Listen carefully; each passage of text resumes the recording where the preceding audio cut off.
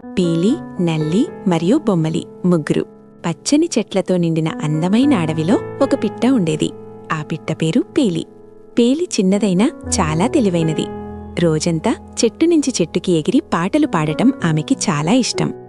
అదే అడవిలో ఒక చిన్న నమాలి కూడా ఉండేది. పేరు నల్లి. నల్లి నెమ్మదిగా నడిచేది. అది చిన్న చిన్న అడుగులు వేసుకుంటూ వెళ్తూ అడవిలోని ప్రతి ఆకు, రాయిని చూసి ఆశ్చర్యపడుతూ ఉండేది.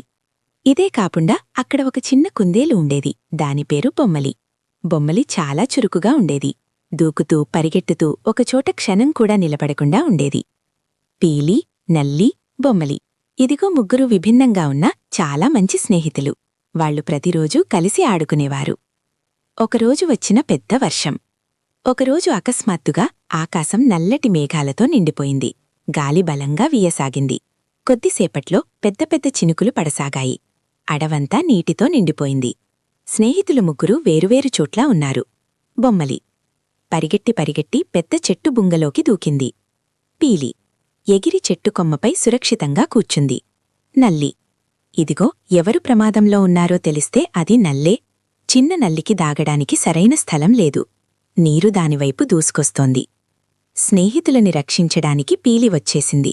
నల్లి భయపడి ఇప్పుడు నేనేం చేస్తాను అని విలపించింది. దూరంగా ఉన్న పీలి అది చూసింది. అయ్యో, నల్లి మునిగిపోతుంది అని వెంటనే ఎడిరి చేరింది. నల్లి, నా వెన్నుపైకి ఎక్కు, నేను నిన్ను తీసుకుపోతాను అంది. నల్లి ఆందోళనగా, పీలి, నీ రెక్కలు చిన్నవి, నన్ను పట్టుకోలేవేమో అంది. పీలి నవ్వుతూ, రెక్కలు చిన్నవైనా నా స్నేహం పెద్దది, నువ్వు నమ్ము అంది. నల్లి పీలి వెన్నుపైకి ఎక్కింది. పీలి తన శక్తినంతా ఉపయోగించి ఎగరడం ప్రారంభించింది. వర్షం, గాలి, నీటి ధాటిని ఎదుర్కొంటూ అది ఒక చిన్న యోధిలా ప్రయత్నించింది. చివరకు పీలి నల్లిని బొమ్మలి దాక్కున్న చెట్టు బుంగలోకి తీసుకువచ్చింది.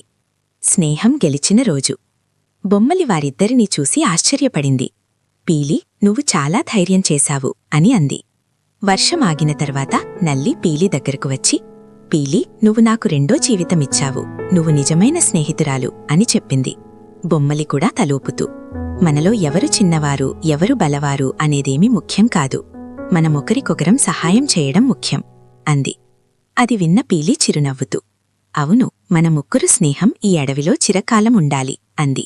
అప్పుడునుంచి పీలి, నల్లి, బొమ్మలి అడవిలో అందరికీ ఆదర్శంగా మారారు. వాళ్లని చూసి మిగతా జంతువులు స్నేహమంటే ఇదే అని చెప్పుకున్నారు.